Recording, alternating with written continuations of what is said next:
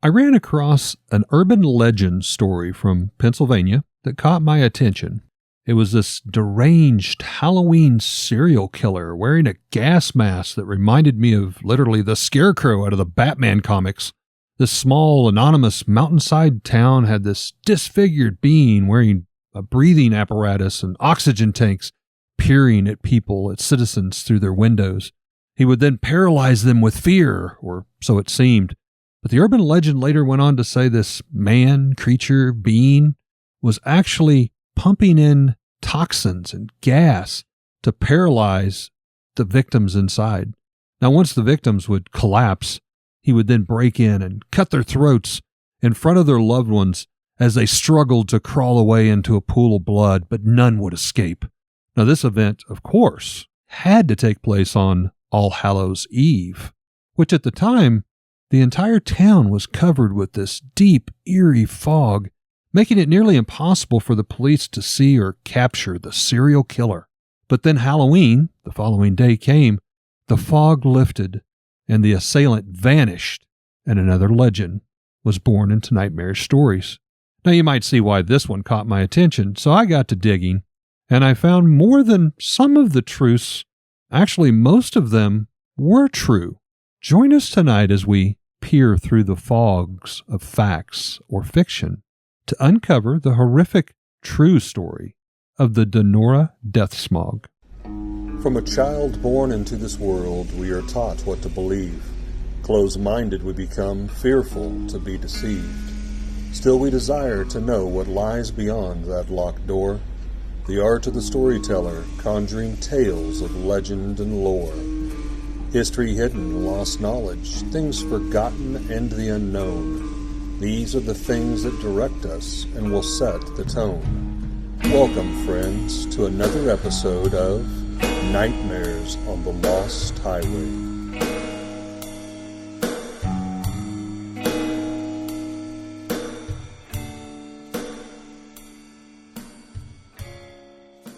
So, as I've said so many times before we get started,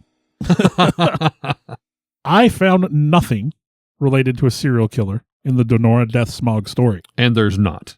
What I did find, and I think maybe Eric and I might have a slight disagreement here, was a very interesting story with a lot of very interesting details about the effects of industry and weather coming together to essentially poison an entire town over the span of about 5 days. And just really a tragedy, but like one of the headlines I saw, a fog, a cloud with a silver lining, because this literally paved the way for the EPA protections on clean air, kind of spurred on the Clean Air Act. Absolutely. Foundation building block. So a tragedy, to be sure. Absolutely. You're talking about an event that cost, I think it was 20 people their lives over the span of 5 days, 70 people within the span of the first month. Physically impacted half the town in one way or another. And again, sort of like Chernobyl and East Palestine, who knows the long-term impacts? I mean, heart disease, respiratory disease was probably, I don't remember the exact number, but there were more instances after this happened. So it is sort of a tragedy. But it's not the urban legend story it's that lured me into this. It's not the story that caught you by any means. No. But it was still interesting enough and horrific enough. And to Bill's point, it was a building block. It was a foundation on what would help keep us safe from smog and air pollution, moving forward. And really just another one of those things. It was just a combination of so many outlandish factors. I hate to use the word accident because there were some people doing some stuff that they shouldn't have been doing, but it was just that weird combination. I don't want to say, it was not an accident, but well, as we get into it, I think it'll sort of reveal itself. Let's go back. October 27th, 1948. Now, again, you're going to see a lot of similarities to the urban story, but there's a lot of truths. Smog blanketed the small town of Donora, Pennsylvania for about 5 days. But when it lifted, its effects would be felt by citizens for weeks, months, even years, possibly decades. It is documented as one of the worst air pollution disasters in all of the United States. Now, a little about the town of Donora, because I'm the historian and I wouldn't be doing my job if I don't share this. It was incorporated back in 1901, founded by an Andrew Mellon. He was a banker, He funded a lot of the town, and his wife's name was Nora, which became part of the town's name. Now, there was a William H. Donner, another investor, who founded the Union Steel Company, one of the major contributors to bring people to the town for employment for many, many years to come. So part of his last name, Donner, was mixed with the banker founder's Mellon's wife's name, Nora, and we came up with the town's name of Donora. The founding city of Donora was nestled in a low-lying valley of a mountain region. Now, this would later be a key critical part for tonight's story. Now, Donora had an early rich life, mostly due to the steel mill, which employed thousands of people. They had a professional school system and boasted many professional athletes, doctors, and lawyers coming from their town. So much as to so they adopted the motto of the home of champions. Now, by 1948, the population of the town had grown to about 14,000 people. About this same time frame, the original Union Steel Company was bought up by another company called United States Steel. Now, at this transition, the new owners started working with smelting zinc into their operation. Now, this caused a lot of early air pollution, to a point many citizens attempted to sue the company, even way back then. But another fact, though, is because of the money that was brought in, citizens of Donora associated the air pollution with prosperity. And obviously, at the time, they didn't know the long-term impact that was going to have. Right. But the idea was if there was smoke in the air, things were good. Made money. We were making money. Clear skies meant economic depression and unemployment. And I mean, again, this smog was very common in the area, the air pollution. I think one anecdote was they had to wash their curtains every week because they would get so dirty. That's pretty bad. When this all started and somebody reported, there's a lot of people coughing in Donora, the editor of the paper said, everybody coughs in Donora. Yeah, it's just to be expected. So they lived with it. And those big smelting plants, that was the lifeblood of that town. And I'll even add to that, it was almost kind of a very unsympathetic ear. So anybody that worked at the factory or had a family member or loved one that worked there, if you kind of brought up that, because that threatened the livelihood of the family. If you challenged the livelihood, because what was it? I think it was more than half the people in the town could directly associate their livelihoods with the plants. Yeah. Half the city council was employed in those buildings. So, yeah, they didn't understand the long-term effects, but there was also kind of that, protection that, you're attacking one of our own. You're attacking our lifestyle. Well, a little scientific explanation for fog, because fog plays a huge part in tonight's story. As earlier I mentioned, the town of Donora was nestled in kind of this low-lying area of a valley. And in a horseshoe bend of the Monongahela River. There you go. And then, like you're saying the valley, they were surrounded by cliffs and bluffs, I think minimum 400 feet. Yeah, big mountain range. So obviously, fog and smoke's going to settle down into these lower areas. But this was something that usually cleared up by sunrise. Again, to Bill's point, it was something that was kind of a daily thing. It wasn't like, oh my gosh, look at all the smog and the fog. They didn't call it smog back then. They called it fog. Yeah, a fog rolling in was a normal occurrence. They never thought anything about it. So by sunup, most of the time, it would clear up. The winds would come in overhead, move it off. However, with the new zinc fumes added to the buildup of decades of other air pollution, this strange scientific weather event occurred. Now, this is, again, new knowledge going back trying to explain what happened. You see, normally the Earth is warmer than the air, so the heat from the Earth rises upwards, and with it, it carries away smog, fog, and pollution. But during this time frame, the strange occurrence that had been building and building finally made its move.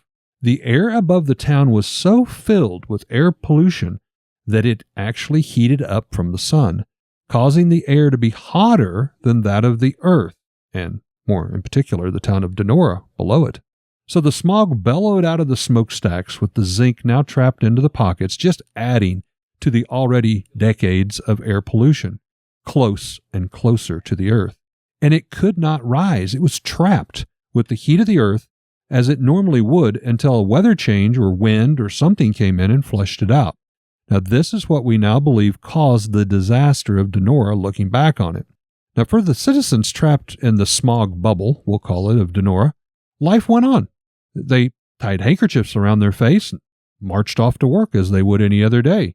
Again, this wasn't uncommon. This was just unusual. However, within hours, many started reporting breathing issues, dizziness, nausea.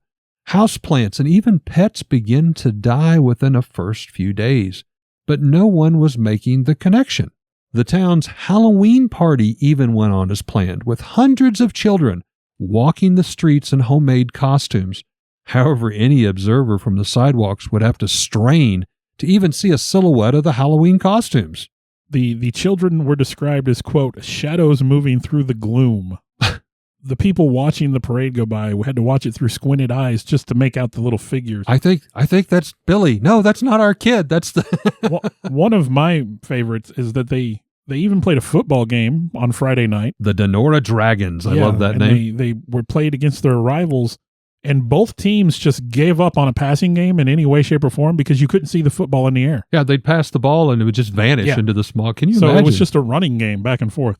What was it? Charles Stacy, he was a high school senior at the time. He described his walk to class on Wednesday, October 27th. Quote, the smog created a burning sensation in your throat and eyes and nose. But we still thought that was just normal for Donora.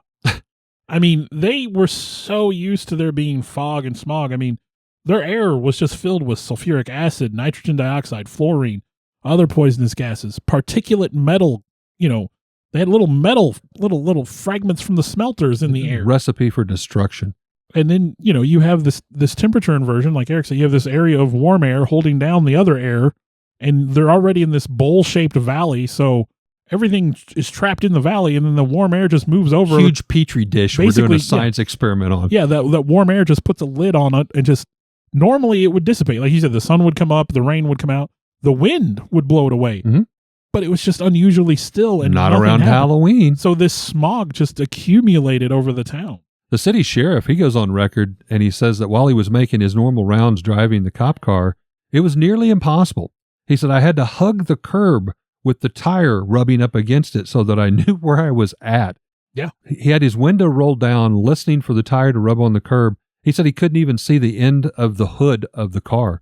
When people started reporting becoming ill, local ambulances struggled to make it to their homes. They'd have a guy in front with a flashlight. A flashlight or something basically directing them to just follow the light. A quote I found that I really liked, resident Bill Shemp told David Templeton of the Pittsburgh Post-Gazette, quote, if you chewed the air hard enough, you could swallow it. Oh, I mean, that's how thick this was. That's a good description. Anything. Firefighters at Donora, they went door to door trying to help those with breathing problems. That's the story of the firefighters is really... One, like those guys, heroes. But it was heartbreaking. And I'm sure you'll get into it. But the guy said it took him like an hour to walk 5 blocks because he couldn't see. These firefighters, of course, had their oxygen tanks, and that was what was allowing them to breathe, to do their job, to go take other oxygen tanks and stuff to people. But they ran out of oxygen tanks. So they had to borrow from other towns and other communities. And they were rationing. And they would go into a house and they'd give these people, here's a few puffs of good air. And then as they were leaving, people would be screaming at them, you're leaving us here to die. But they were trying to help everyone they could. It was, what was it? I think it was the fire chief and like one of his right-hand man. They were going like door to door. There's like 2 or 3 of them basically. Yeah, what but I carrying these big oxygen tanks on their backs going door to door. And a few of the brave firefighters, they chose not to wear their own oxygen masks, sacrificing those to allow citizens to use it instead. Those brave souls would then come back to the firehouse, and I found this in a newspaper clipping, to drink a shot of whiskey, which they believed would help flush out anything they might have swallowed or breathed in, to your statement of take a bite out of the air and you could chew it. Yeah, Chief John Volk said, quote, I didn't take any myself. What I did every time I came back to the station was just have a little shot of whiskey. Yeah. They were trying to help other people. There were 11 doctors in town making house calls. And mind you, at the time, there was no 911, no EMTs. There wasn't even a proper hospital in town. People that had to be hospitalized had to be taken out of town. There were 11 doctors trying to handle between 7,000 to 9,000 people calling for help and making house calls in an environment where you literally couldn't basically drive. Blind. Yeah. Yeah. Now, as of October 31st, 1948, Halloween approached, the Donora mayor deemed the steel mills and zinc smelting to be shut down in order not to build up any more until the smog had lifted. And they agreed upon this. Well, I believe at the time, the plant superintendents had already said they had begun shutting down that day about 6 a.m. Then Halloween night, it rains. A nice, hard rain, which cooled the hot air in the sky and released this pocket, kind of almost popped this balloon full of this fog and smog, reversing the entire phenomenon. Most of the mills immediately fired back up for production. The zinc smelting was then shut down again. The mayor come in and it's like, we agreed. We're going to shut this down. We think there was this belief that the new zinc was the only thing that had recently changed, and that was what was causing it. To Bill's point, it was just an accumulation of decades of air pollution. The number one contaminant was probably due to the smelting. However, this was a very active stretch of river, and so you had a lot of riverboats going through using coal fire. You had almost all the houses in town use coal-burning stoves. Oh, yeah. You had just all the... It's 1948, right after World War II. A lot of contaminants in the air. Now, again, the lion's share of it was probably coming from them smelters. I believe within a year of the zinc plant going into operation, people watched their backyard gardens die. Their pets were getting sick. Yep. So several most pet of it probably birds came in from cages, that kind of, small pets like that. Well, by Halloween, 20 residents of Donora had died. I have down 26. Well, 20 in Donora. And there were other fatalities in nearby towns. It wasn't only Donora, but Donora was sort of the focus, if you will. The first fatality happened at 2 a.m. on Saturday. Within the next 12 hours of that death, 16 more people died, a total of 20 in that 5-day span. Now, 2 of those people were known to have active TB, tuberculosis, which means they already had breathing issues. 17 were known to have had chronic heart disease or asthma, all between the ages of 52 to 85. So again, older population already had some health issues. More at risk. But I think they said nearly half the community of 14,000 suffered some sort of physical effect. Nosebleeds, dizzy, nauseousness, all of that. And by the end of November, the number of deaths directly related to the smog climbed up to 70. And then there were some people, like I said, some people never recovered from what happened over the span of 5 days, the impact it had on their physical health. It got so bad, they had to convert the community center into a morgue. The local funeral homes ran out of caskets. Yep. And 800 animals in the area were lost. They were reusing the caskets for the visitations. They did not have enough. They were trying to get some from other towns. But, imagine a small funeral home with probably 2 viewing rooms. And they had, let's say, 20 bodies. So they literally were coming in. They'd close the doors. They would remove the 1 bodies that was in there, put them back into storage, put out 2 new bodies, open the doors back up, allow a family to come in for an hour or so, rinse, repeat, rinse, repeat, rinse, repeat. That, I don't care who you are, even as a mortician in what you do, that would have to take a toll on your psyche. But the mayor was continually fighting with the steel company, the zinc smelting in particular. He did force them to stay closed for an entire week on the smelting aspect, not all the mill, but just the smelting. And I had in the following months, another 50 people would also die due to complications from the event. Now, citizens hired private investigators to try to get to the bottom of the event, including some hired by city officials. Well, and the crazy part is the first investigators in town were ran out with handguns being waved in their literally faces. at gunpoint. They were run off. Well, and again, most of the citizens in the town made their money from that. Most of the town council were directly profiting from those steel mills. Many residents downplayed the extent of their health issues, even after the fact. They didn't want to put any suggestion that the steel mills were the problem. They didn't want the negativity there. Yeah, that was supporting the whole town. That was supporting people's families. The economic factor was enough for them to say, no, maybe that's not the problem. What else was the problem going to be? Yeah. But yeah, these people were getting run off. People were very defensive. Anybody that threw stones at the steel mills, they were affecting the town, the prosperity, the wealth, the everything, the lifestyle. Kind of a Stockholm syndrome almost. Absolutely. Like they had them hook, line, and sinker. Now, this caused, because a lot of the original investigators got run off, this in turn caused complaints to go to the national level. Eventually, a full-blown national investigation was put into place. And it is said, while the United States Steel, the company who had bought out the business, and the zinc did have a role in the whole deal. They argued that they alone were not the cause, and there was other air pollutants, to your point, steamboats, furnaces in the houses, all the way out there. They couldn't put all the blame specifically on those mills, but I think in the end, a lot of that responsibility did fall on the zinc plant. I mean, like I said, emissions from the zinc plant killed almost all vegetation within a half-mile radius of the plant. So they had to have known. That's saying something. And that was, before all this. Still, this type of event caused all sorts of problems. Housing prices has obviously plummeted. What is it? They think all residential properties lost at least 10% value. And I'd say 10% would be cheap. But yeah. By the following decade, 1960s, even the steel and zinc company had to close their doors due to lack of production, basically for lack of employees. This event later went on to launch what would become the Clean Air Act, which Bill alluded to earlier on, and much more stringent laws and guidelines for manufacturing companies across the entire United States. The town of Donora is still present today, and while much smaller, it is thriving. It is. The population is less than a third of what it was in the 40s right now. Which I think was about 14,000. I think it's 400 or 4,000. It was 14,000 when the incident happened. It's 4,000 now. A new industrial park area was built on the original steel mill site, is now in operation and providing jobs. The town has opened up a small Donora Smog museum where people can walk through, viewing many photos and relics from the same time, including some of the football outfits worn that night by the Donora Dragons. The museum has a great motto. Yes, it does. Which is, clean air started here. Good for you, Donora. Good for you. The long-term effects of the Donora Death Smog are still being discussed.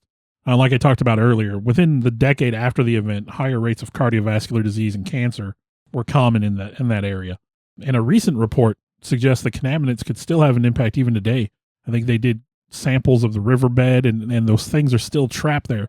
Any significant upheaval of the ground even could release these contaminants. Again, 60 years later, the New York Times describes it as one of the worst air pollution disasters in the nation's history. Yeah, I had read somewhere on one of the articles, and I want to say it was the 90s, gardening was still kind of a real hard thing because plants didn't want to grow. Yeah. And again, they're fertilizing it and everything, but the plants just still aren't flourishing. But yeah, even like you said, now, they have 4,000 people now, which is less than a third of what they had in 1948. They don't even have a gas station or grocery store in Donora right now. Oh, wow. It's such a small town. Like you said, they have the clean air, the museum, which I do love. Clean air started here. But, they didn't even talk about the death smog in town. It was kind of a taboo topic. Yeah, it kind of goes back to like the old saying, the old mining towns, I owe my soul to the company store. But they didn't even want to talk about the incident, and really didn't talk about it until the 50th anniversary. They placed a historical marker, and then on the 60th anniversary in 2008, it was commemorated with memorials for the families of the victims and educational programs on clean air and its impact and the pollution. So, yeah, it was just, when it first started, to them, it was just any other day. It's amazing what you can get used to. Yeah. Oh, yeah. But again, it's a far stretch from the urban legend that lured me into the story. But you can see there are several real, and that's, I think that's definitely where the urban legend came from. That's the crazy thing is when you told me, there might have even been a serial killer involved in this and blah, blah, blah. And it was like, huh? The more I looked, I'm like, I didn't find it. Well, maybe I'm just missing it. And I was like, well, Eric will bring it if I don't find it. I said, the story is interesting enough on its own, an ecological disaster that spurred the creation of the Clean Air Act. I thought, there's a neat story there. But I was like, well, I didn't find anything about any killer. And then apparently you didn't either. No. The urban legend was probably definitely more flamboyant. But I could see it. But again, it just goes to show, we've talked about it, all stories, all urban legends come from a certain amount of facts. Well, I couldn't help but think about the Mad Gasser of Mattoon. When you first told me about it, that didn't click. But then when you started describing it at the beginning of the episode, I'm like, that sounds like I was even going to interrupt you and go, no, wait a minute. We already talked about this. You're back too far. but yeah, it was reminiscent, and it could be just someone took and combined those two stories somehow, somewhere. And how strange that it literally took place on Halloween's Eve. And that, yeah, it's crazy. I mean, I think if you think to what that little parade of children in their costumes must have looked like. Oh my gosh. I mean, it would be like Silent Hill almost, you know? My question is, why hasn't someone in Hollywood made a horror story off of that? Again, Silent Hill, man. Yeah. The smoky streets with the little specters walking around, like, yeah, that would have been crazy. But yeah, trying to go on as life as general, and we're going to continue to play the football game. We're going to have the Halloween parade. We're going to tie a handkerchief around our throat, our mouths and our nose so we can go to work and march right in those doors. Drive by running your tires along the curb so you know where you're at. Yeah, poor ambulance drivers following people with flashlights like they're directing in a Boeing 747 into the airline. I mean, and again, it was so commonplace for the streetlights to come on during the day. Because of all the fog. They always had this. I mean, it didn't seem weird to them. Again, it's amazing what you can get used to. Well, and what I read is if the smog had lasted even another day, they projected they could have lost thousands of people. So, again, it could have been much, much worse. Could have been worse. Could have been worse. So, Bill, is it time for headlines?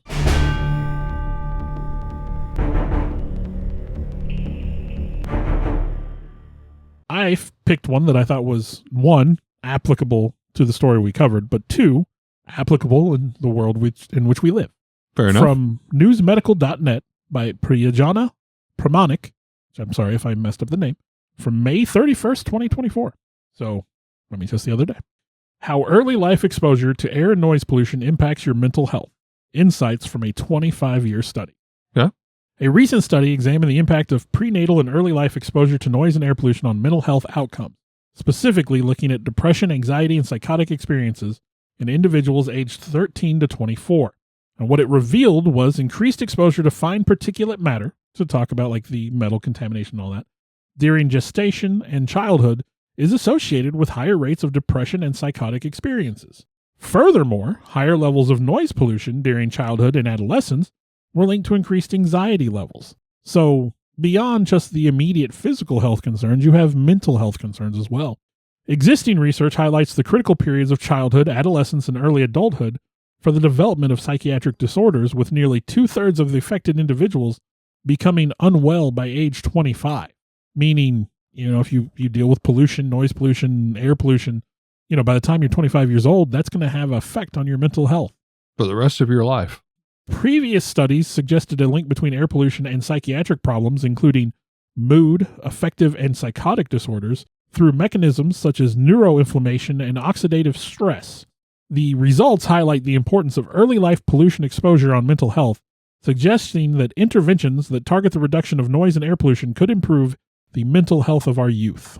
The study also aligns with existing evidence on the impact of noise pollution on anxiety, emphasizing the role of stress and sleep disruption. And sleep disruption, obviously. Yeah. That can take such a toll on you. 20 years of working night shift, I think it's just ruined my brain. I am right there with you, buddy. I've worked night shift most of my entire life, and it definitely, it takes a tax and toll that if you've never worked night shift, you don't understand. Even people that have worked night shift. I don't know if I've mentioned it, but my wife worked nights, and after she became a day shift person, it was just like... easy to forget. Oh, what do you mean? You don't want to... I need you to go do this at 10 o'clock in the morning. Well, I just went to bed. I'm hopefully getting some good REM sleep by that time. She'd come in and wake me up, and I'd be like, this would be like if I came in the bedroom at 1 a.m. to wake you up. I'm not going to do that. Well, for my headline, I'm going to talk about another type of potential pollution that can affect all of us, including myself, and it's a very real one, and it's zombies. Bill's giving me the kind of raised eyebrow look. Yeah, I hope when I edit this, I leave in the dramatic pause of me looking at you like you've... this is like when you mentioned Bieber in that one episode. I just don't know how you get from A to B here. Well, follow with me. I will drag you kicking and screaming. There's this thing that we call cell phones. Oh, geez, yes. And internet access and messaging and all the various social platforms. And I have to chuckle, but I agree with the old cartoons of our modern society being taken over by zombies. While they may not have bitten us, as it turned out, but you sit and you watch a group of people for any period of time trying to walk, drive, while they're texting, while they're on their phones, and yep, Yep, we make those cartoons look pretty realistic. We're a bunch of bumbling zombies running into street signs, running off the roads, rear-ending other cars. So I found this article from about 6 months ago. ABC News out of New York, January 2024. The New York City Mayor, Eric Adams, is classifying social media as a public health hazard, an environmental toxin, saying young people must be protected from harm online. An advisory from the city said mental health for young New Yorkers has been declining over a decade. The advisory said that the data from 2021 showed that now, on weekdays, 77% of New York high schoolers spent 3 or more hours per day in front of screens. This is not counting homework or anything for research, just for enjoyment purposes. Now, Adams claimed TikTok, YouTube, Facebook are all fueling a mental health crisis by designing their platforms with addictive and dangerous features. In May 2023, Surgeon General Vivek Murthy issued an advisory warning that excessive social media use could be a profound risk to young youth and mental health. The advisory recognized that social media, both positive and negative effects, were occurring on young people. Now, according to Pew Research, I'm not sure what Pew Research stands for, PEW, but I love that. I've heard of them. 59% of all adolescents reported that social media helps them feel more accepted. But the advisory said ultimately there wasn't enough research or clear data to determine if social media is safe for adolescents to use. And I loved your because I agree. Our children have become unknowing participants in decades-long of experiments, Murthy said last year. And while there is more we have to learn about this full impact of social media use on their health and well-being, we know enough now to take action and protect our kids.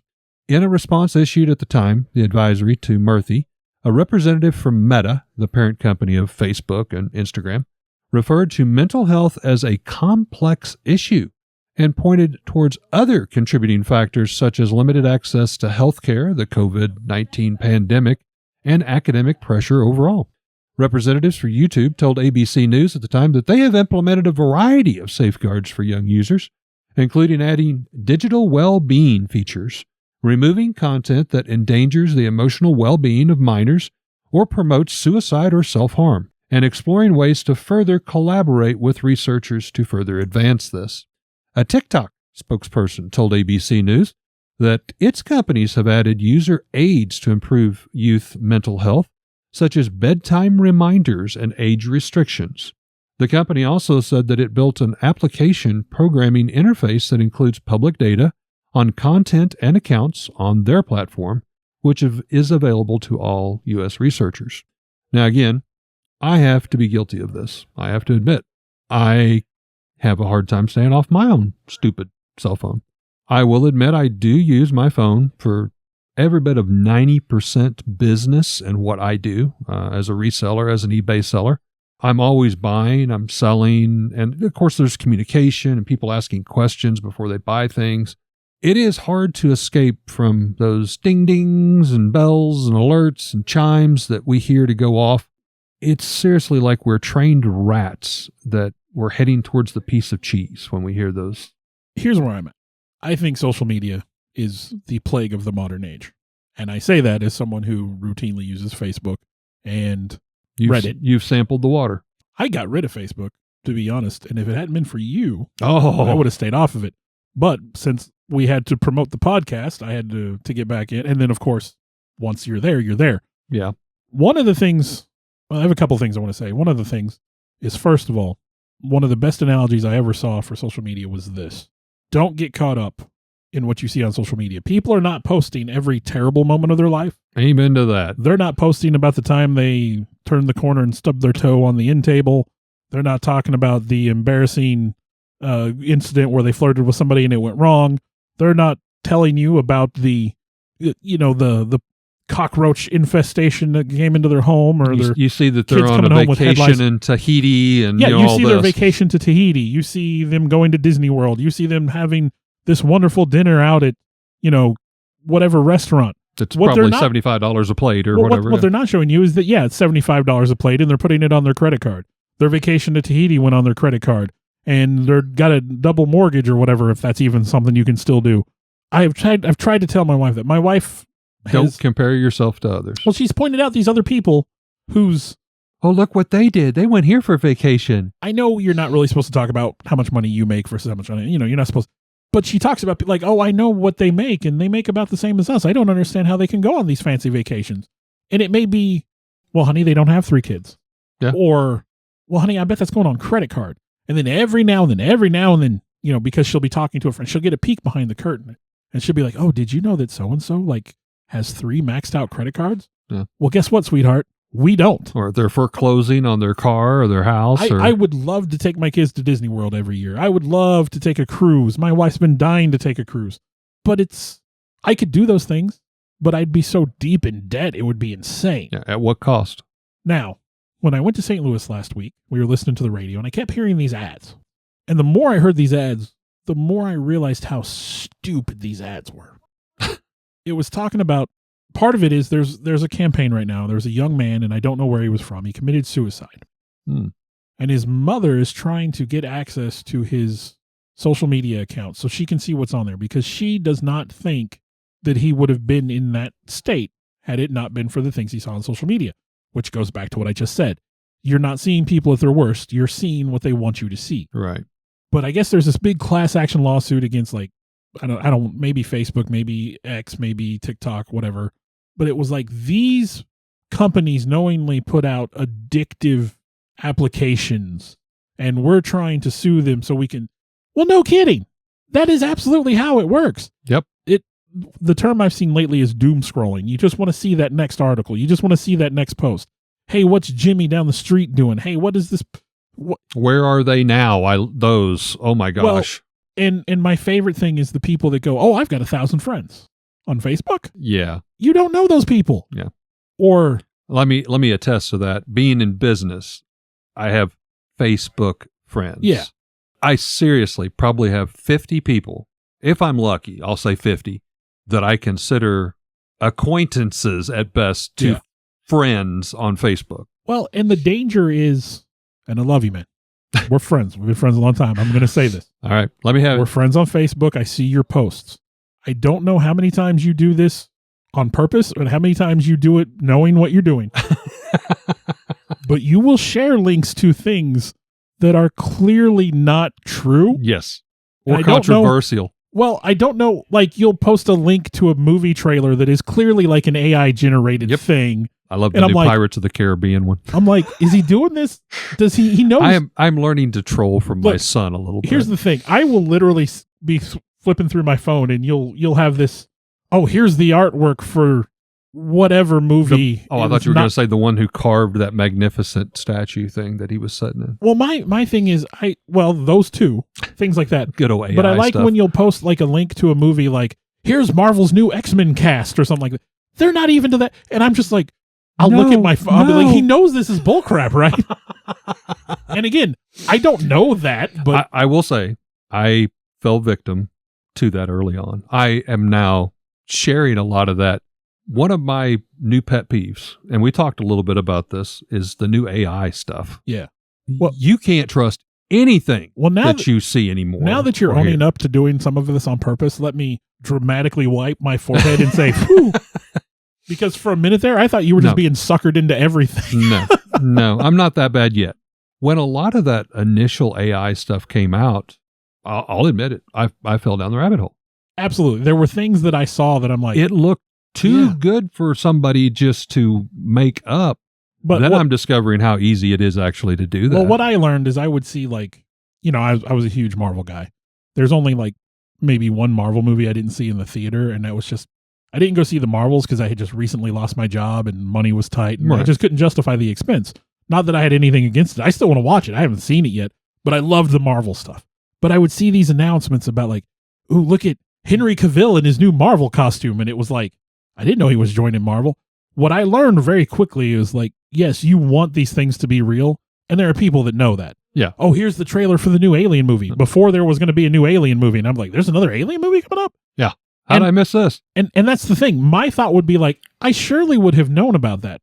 And that was what tipped me off. I'm going to be honest, like when the new Predator series came out, the one about the Native Americans. Prey. Prey. Yeah, when Prey came out. When I saw that, I thought that was fake. Yeah. Well, and here's the thing. Since Prey came out, I've seen where they keep talking about like the next Predator movie is going to happen in feudal Japan. Mayflower one and all kinds. It's the Pilgrim Predator. You know? Go on YouTube and search for a trailer and basically any franchise you like. And there are fan-made trailers for the next movie in the franchise, and they're all garbage. But at the same, people know you want to see it, and so they put it out there hoping you'll look at it. Yeah. Well, and again, I will compare when I found out that they were rebooting Highlander, and Henry Cavill, I believe, is slated for that. I didn't think that was real, and apparently that's a real thing. I thought Bill Skarsgård in The Crow was garbage. Yeah, that was another one, and I still hope it's fake. Yeah, it's like you seriously. This AI thing is getting so out of hand. Look, I've played with the AI image generators, and for someone who doesn't have artistic talent, if you want to have a visualization for like a character in an RPG or something, that's kind of what we've used it for. Because I can't, one, I'm not artistic enough to draw it on my own. Two, I'm not going to spend money to get a professional artist to draw a character for a D&D game. But if you go to one of these AI image generators and you type in, dwarf with red mohawk carrying a battle axe, boom, and you let it run 2 or 3 times, you'll get a pretty good looking dwarf. And I've done that for like RPGs to say, okay, this is what this thing looks like. Here's the spaceship that you found. Here's the magic item, whatever. But me personally, I'm not taking money out of anybody's pocket when I do that. Now, when Marvel makes an AI generated thing, they've got enough money they could afford to pay an actual artist. Yes. You know what I mean? Yeah. And I have seen a lot of places where they say like AI is not, it's not the danger to art that you think it's going to be, in that it's going to take work away from the artist, but it will. But it will also create the job of the person who knows how to interact with the AI well enough to get it to do what you want. Yeah. And the scary part is after playing with it a little bit, it doesn't take very long to get it to do what you want. There's a few things on the internet that I will say, I started to say I would never do. I have broken the rule a couple times. One, if you ever send me something that says, if you send this to 10 of your best friends, you'll be rich by the end of the day. Bull crap. I don't waste my time with that. I hate the other ones. It's like copy and paste this in your Facebook status. That's one I don't like. Yes, but I really hate the ones where they are your true friends in real life, and they're like, share this. And I'm not talking about like a suicide hotline, or I'm saying, brother, I've got your back. If you're one of my true homies. Yes, I hate those. I've done it for a few people. I hate that. But another thing I never bought into is actor endorsements. Yeah. And this AI thing, I guess, is hitting them hard. The Scarlett Johansson thing, where her voice was the voice of the AI, and they're like, well, we didn't do that on purpose. No, apparently the AI took its own voice, but picked her. Decided to do it. And yeah. And you have so many of these actors that are now coming forward, and they're like, that's my face. That's my voice saying, if you take this vitamin supplement, you're going to lose 78 pounds in the first 48 hours or whatever. And they're like, I had nothing to do with it. I've never taken this. I've never taken a penny from them. That is wrong. To go back to our last episode, you and I grew up in the 80s with Terminator. We know where AI goes. Yeah, amen. And my gosh, I didn't think it would be this quick, but it's kind of making you wonder. AI, when left to its own devices, usually goes bad. Now, the problem is AI doesn't have an original thought. Everything AI comes up with, it steals from somewhere else and builds on it, which means... fact or fake. Which means us as humans are pretty bad anyway. Yeah. And AI is just building off that. Yeah. Well, now that we've gone way off the rails talking about AI full circle in an episode where we were supposed to be talking about pollution, let's get back. Circle back into the smog. Has there ever been a time or a place that you were concerned about your own exposure to environmental contamination? Oh, Bill, you're putting me on the spot here. There may be. You may have to be intentionally vague about some things. Yeah, keep that in mind. I'm going to have to be. Because I can definitely think of a time or two. Yeah. That I would want to be vague about. Yeah. Former place of employment. Like most industrial places, there's a lot of chemicals that are necessary. In one of the classes, prereq classes that you had to take before you could even be employed, the chemical guy came up and gave a little talk, and I loved this. And, he's like, you're going to hear a lot about chemicals. We all have this Joker falling into the vat of chemicals reaction when we hear that kind of terminology. And he has this clear glass on the table. And then he has this bottle that he pours into said clear glass that now the glass is not clear anymore. This is some of what we actually use out there. And he tips it up and drinks some. True story. Wow. True story. And of course, everybody in class is first like, oh, we're all thinking, you're going to die. And then it's kind of followed with this kind of laugh, huh, kind of thing. And he goes, this is how safe most of the chemicals are that we deal with. Maybe. But let me just tell you, there was some that was not. And as a person in certain departments that was not a normal worker, there were things we were asked to do that it burnt. I mean, it took my breath. We had to do some paint stripping, you may remember. Mm-hmm, mm-hmm. And we were told that you can't let this get on your skin. Mm-hmm. And I was like, well, I understand. Right? Yeah, I'm not going to bathe in it. Well, me, like the certified grade A jackass that I might be. You didn't drink it, did you? Well, I went to throw a paper towel into the trash bin. And so to do that, you had to lift it up and when I did, he's literally making like he's going to shoot it as a basketball hoop. But when I lifted it up, the paper towel brushed my arm and I threw it in the trash and I didn't think anything of it. You cue to 30 seconds, no more. Yeah. And I was like, why does my arm burn? That stuff was no joke, man. Yeah. Yeah. For me, just mine's very broad. And I noticed it when I was in middle school.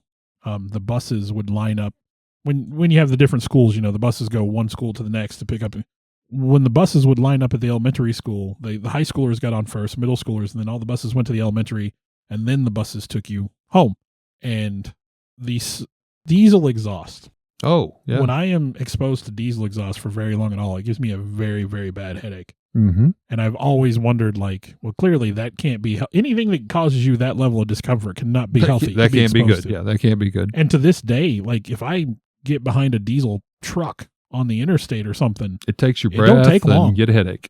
I can't be around diesel exhaust without it giving me a huge headache. Well, my question, Bill, of course, tonight's story was a true Halloween horror tale in all aspects. So my question to you is, and I think we've all had maybe that one thing that we're really fear possibly overtakes us. What are you the most afraid of dying from? I'm going to really dial it up. Died from. From personal experience and what I've seen. And you would think, knowing, when I say this, you'd think I would do more to take care of myself and go to the doctor more often. The idea of getting cancer. Oh, yeah.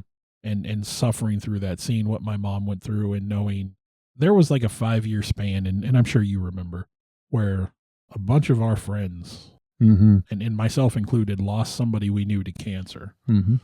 And I can't imagine what it's like to go through as the person suffering, but I know the damage it does to the people around you. The ones you leave behind. That is horrifying. And barring that, because that's a really heavy, anything that traps me in my own body with the inability to respond, like being in a coma or vegetative state or whatever. Seems to be for you more of a long-term drawn out. Dude, when I go, you know what's going to happen, but it's not going to be today or tomorrow. Or yeah. I've joked about it, but a car explosion or something, just I want to be gone. I don't want there to be lingering. Yeah, I totally get that. Well, mine is, and I've talked about this on some previous podcasts, suffocation. Oh gosh, yeah. And I think now looking back, I have sleep apnea. I have to sleep with a CPAP machine. My daughter just got diagnosed with sleep apnea, and because it's hereditary, that's a thing. To be fair, if I ever went and did the necessary steps, I think you would. Sure I would. Yeah, and I think a lot of people would if you would go. I mean, how many times? I know I've always heard stories of your great grandma, your great grandpa went peacefully dying in their sleep, kind of thing. Chances are that's probably what that was sleep apnea. We just didn't have a definition or an understanding of it. But dying of suffocation, and I think it would be that fear that kind of to yours. I mean, you're probably not going to make it out alive, but that time frame of struggling, taking your last breaths. But in particular, and again, I shared this on another podcast, falling through frozen ice and being trapped beneath the ice, maybe even seeing people trying to get to you. And yeah, those do kind of blend together, don't they? Yeah, they do. I mean, suffocation's suffocation. We talked about on another podcast things we were afraid of in the 80s. I mean, kid getting trapped in an old refrigerator, and you can't get out of them. Back then, there was no way to get back out. Again, suffocation. There's so many different ways. Man, that should have gone in the fear episode. I forgot about that one. Oh yeah. So suffocation definitely is for mine. And suffocation, no breathing. Yeah, no breathing. Well, I was making a joke about the song there. Oh, it was a bad joke. We have many things that Bill and I share, and we have a weird sense of humor, both of us do. Well, again, when it is a grim, dark sense of humor, and I make jokes about things I shouldn't make jokes about. One of the stories, one of the earliest I can remember, my stepfather passed away due to heart attack and the complications that came with it. And my friend's mom, who I was very, very close to at the time, invited me over. She said, hey, come over for dinner, get away from the family, come hang out, play some games, whatever. Yeah. And get your mind off of things. I said something. I don't remember what I said, but when you're younger and your friend goes, are you serious?